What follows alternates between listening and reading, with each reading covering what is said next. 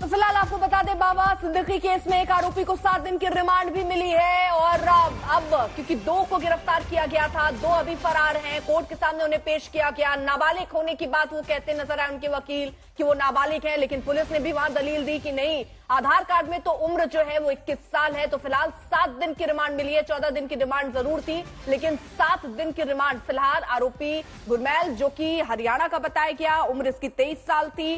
वहीं दूसरे को लेकर अभी भी चर्चा चल रही है वहां पर कि आखिरकार उसकी उम्र को लेकर, क्योंकि वो अपनी दलीलों में अपने उम्र 17 साल के करीब बताता हुआ नजर आ रहा है। पुलिस की तरफ से भी दलील थी कि उसके आधार कार्ड में उसकी उम्र 21 साल है। लेकिन फिलहाल जो अपडेट है वो गुरमैल को लेकर है, जो आरोपी है हरियाणा से, उसको 7 दिन की पुलिस रिमांड पर भेजा गया है। विद्या हमारे साथ, हमारे सहयोगी इस वक्त जुड़ चुकी। विद्या, 2-3 अपडेट जरा यहां पर दीजिए। पहला ये कि अब देखिए 3 ही आरोपी बताए जा रहे थे, चौथा का नाम आया, चौथे की भूमिका क्या है वो स्पष्ट कीजिए। दूसरी तरफ जो ये अब कोर्ट में पेशी हुई है, तो सिर्फ इसका मतलब गुरमैल को ही अभी 7 दिन की रिमांड में रखा गया है। धर्मराज को लेकर कोई अपडेट? जी, पहला सवाल ये कि आखिर वो चौथा इंसान कौन है। दरअसल प्रोसिक्यूशन ने अदालत में जब डिमांड मांग रहे थे, उन्होंने कहा कि एक ऐसा शख्स भी था जो लॉजिस्टिकल सपोर्ट दे रहा था इन तीनों आरोपियों को, और इसकी वजह से वो चौथा इंसान उनके लिए ढूंढना, जो एब्सकॉन्डिंग है, जिसका नाम उन्होंने नहीं बताया, लेकिन कहा कि एक चौथा इंसान है इस पूरे मामले में, लेकिन उसको ढूंढना है, और इसी वजह से इन दोनों की कस्टडी उन्हें पुलिस को और मिलनी चाहिए।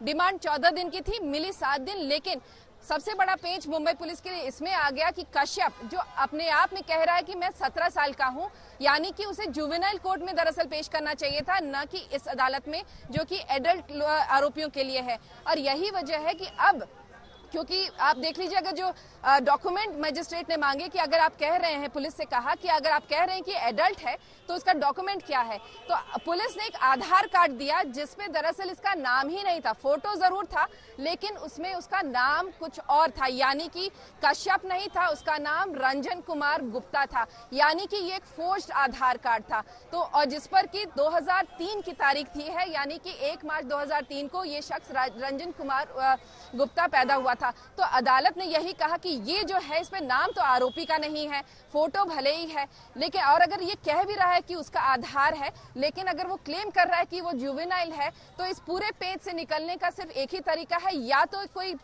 जो सही तरीका, एक डॉक्यूमेंट है, या तो वो प्रोसिक्यूशन पेश करे, जैसे कि बर्थ सर्टिफिकेट या स्कूल लिविंग सर्टिफिकेट। अब ये दोनों डॉक्यूमेंट आरोपी के पास नहीं है, और यही वजह है कि अदालत ने कहा कि या तो ये डॉक्यूमेंट पेश करो या फिर बोन ऑसिफिकेशन टेस्ट करो, जिससे पता चलेगा कि जो आरोपी की उम्र है वो सही उम्र क्या है, और उसके अनुसार उसे उस अदालत में पेश किया जाएगा।